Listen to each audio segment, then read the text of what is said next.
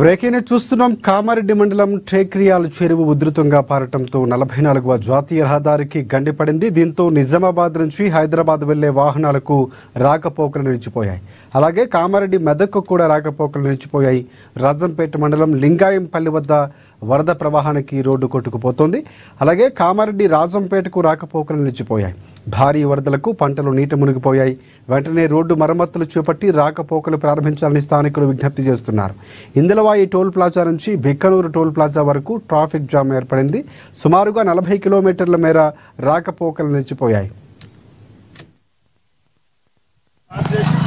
కామారెడ్డి జిల్లా కామారెడ్డి మండలం లింగాయపల్లి గ్రామం గత 3 రోజులను కురుస్తున్న భారీ వర్షాలకు వరదలు విపరీతంగా రావడం వల్ల మా గ్రామంలో ఉన్నటువంటి 600 ఎకరాల వరి పంట దాదాపుగా వరదకు గురై నష్టపోవడం జరిగింది. తక్షణమే ప్రభుత్వం స్పందించి అన్నదాతకు ఆసరగా నిలవాలని, అదేవిధంగా కామారెడ్డి నుంచి రాజంపేట వెళ్ళే మెయిన్ రోడ్డు పూర్తిగా ధ్వంసమైంది. మాకు రాకపోకలో కూడా తీవ్రంగా ఇబ్బంది జరుగుతుంది.